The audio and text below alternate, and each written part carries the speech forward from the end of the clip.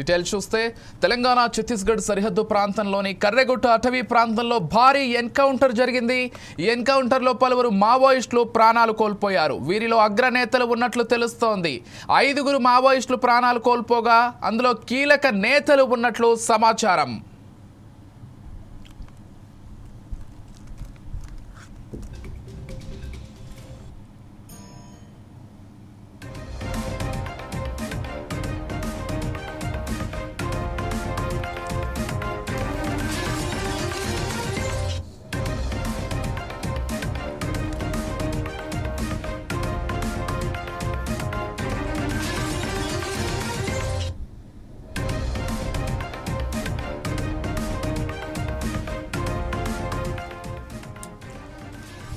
కర్రెగుట్టలో operation 2లో భాగంగా 5,000 మంది సిఆర్పిఎఫ్ బలగాలతో కూంబింగ్ చేపట్టారు.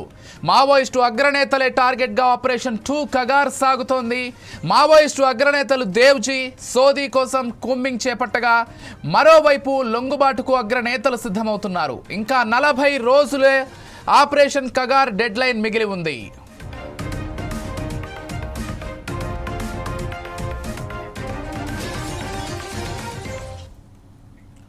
రైట్, ఆపరేషన్ 2 కగార్ పేరుతోటి మళ్ళీ మావోయిస్టుల ఏరివేత ప్రక్రియ అయితే చేపట్టింది కేంద్ర ప్రభుత్వం. ఇందులో భాగంగానే సిఆర్పిఎఫ్ బలగాలను ఇటు అడవుల్లో మళ్ళీ మోహరించినట్లుగా తెలుస్తోంది. దాదాపు 5,000 మందిని మోహరించి మావోయిస్టులు ఒక్కొక్కరిని ఏరివేస్తున్నారు. ఈ నేపథ్యంలోని రోజు 5గురు మావోయిస్టులను హతమార్చినట్లుగా మనకు అప్డేట్ అందుతోంది. ఇదే అంశానికి సంబంధించి మరింత సమాచారం అందించడానికి మా ప్రతినిధి లెనిన్ ఫోన్ ద్వారా సిద్ధంగా ఉన్నారు. ఎస్, చెప్పండి లెనిన్. అంటే ఆపరేషన్ కగార్ పేరుతోటి ఎంతో మంది మావోయిస్టులను అంతం చేశారు. మరెంతో మంది మావోయిస్టులు ప్రభుత్వానికి ఆయుధాలు లేకుండా వచ్చి లొంగిపోయారు. అయితే కేవలం ఇంకా 40 రోజులే ఉంది గవర్నమెంట్ అనుకున్న లక్ష్యానికి. అంటే ఇంకా 40 రోజుల్లో పూర్తిగా మావోయిస్టులను లేకుండా చేస్తామని ప్రభుత్వం గతంలోనే ప్రకటించింది. ఈ నేపథ్యంలోనే ఆపరేషన్ 2 పేరుతోటి మళ్ళీ అడవుల్లో సైన్యాన్ని మోహరించినట్లుగా తెలుస్తోంది. అసలు పూర్తి అప్డేట్స్ ఏంటి లేని విజయ్, ఆపరేషన్ 2 కగార్ పేరుతో ఏదైతే కర్రెగుట్టలో భారీ ఎన్కౌంటర్ అయితే జరిగింది. 5గురు అగ్రనేతలు మృతి చెందినట్లయితే సమాచారం. ఈ ఉదయం ఆపరేషన్ 2 కగార్ ప్రారంభమైన విషయం తెలిసిందే. కుమ్మింగ్ చేస్తున్న సిఆర్పిఎఫ్ బలగాలు మావోయిస్టులు ఎదురుపడడంతో కాల్పులు జరపగా 5గురు మావోలు హతమయ్యారని చెప్పేసి కూడా సమాచారం అందుతుంది.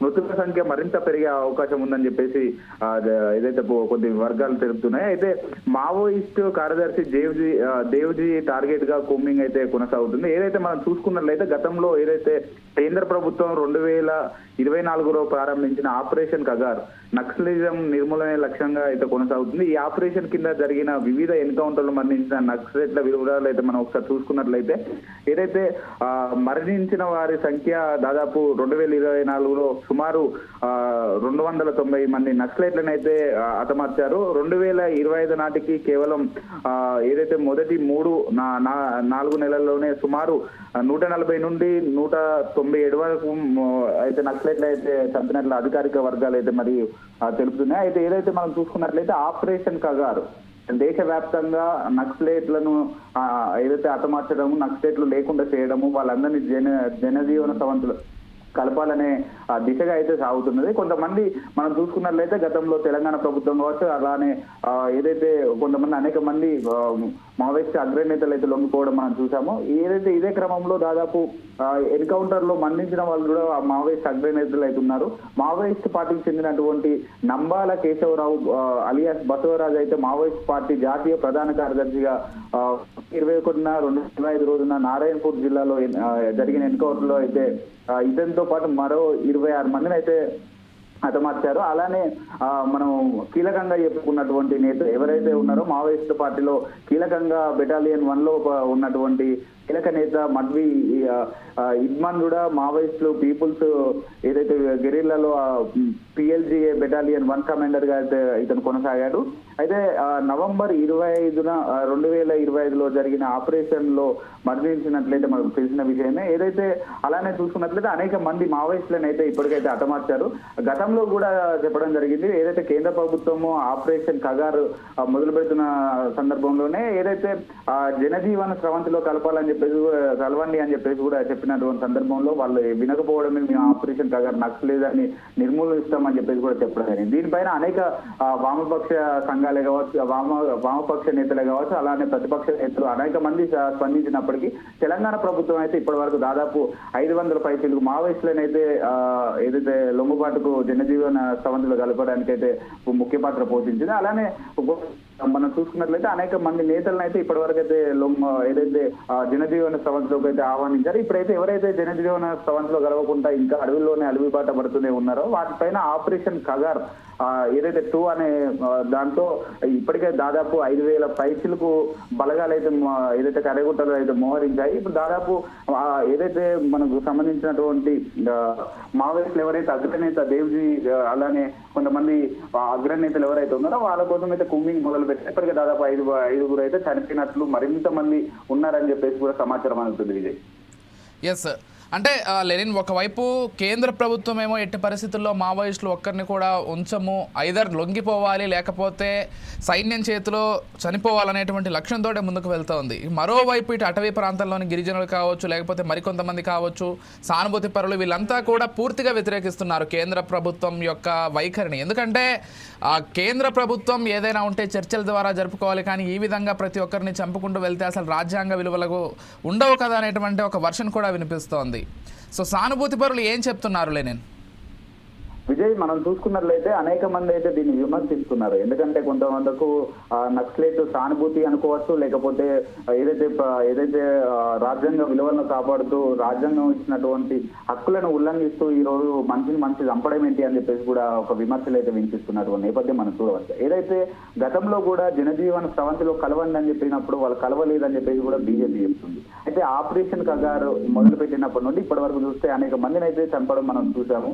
ఇప్పుడు దాదాపు కొంతమందికు ఏదైతే కనుమరుగైంది, నక్సలిజం లేకుండా హతమార్చామని చెప్పేసి కూడా బీజేపీ చెప్పింది. ఆపరేషన్ కగార్ 2తో ఇప్పుడైతే మళ్ళీ నిర్వహించారు. కొంతమంది మావోలు ఉన్నట్లు వాళ్ళకు ఉన్నటువంటి సమాచారం వరకు వాళ్ళందరినీ కొంతమంది ముఖ్య నేతలు ఎవరైతే ఉన్నారో వాళ్ళ కోసం అయితే మళ్ళీ ఆపరేషన్ కగార్ పేరుతో ఆపరేషన్ 2 కగార్తో అయితే నిర్వహించారు. దాదాపు అనేక మందిని ఇప్పటికే హతమార్చారు. అడవి సంపదను కొల్లగొట్టడానికి వీళ్ళు వేస్తున్నటువంటి డ్రామా అని చెప్పేసి కూడా కొంతమంది ఆరోపణలు అయితే బీజేపీ పైన చేస్తున్నారు. ఒకవైపు చూస్తే అదానీ, అంబానీ ఆపరేషన్ కగార్ తీసుకొచ్చారని చెప్పేసి కూడా వామపక్షాలు అయితే తీవ్రంగా విమర్శిస్తున్నాయి. Vijay, right, thank you Lenin.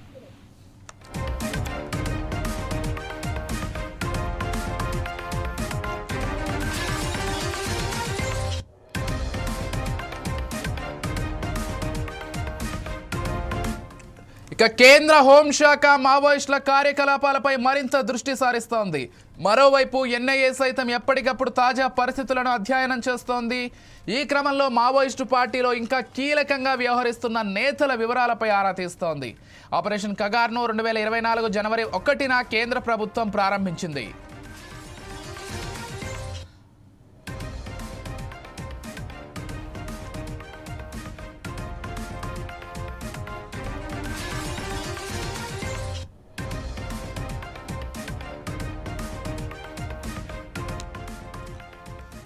Telangana, Chhattisgarh అడవులు, మహారాష్ట్ర, ఒడిశా వంటి మావోయిస్టు ప్రభావిత ప్రాంతాల్లో ఈ ఆపరేషన్ కొనసాగుతోంది.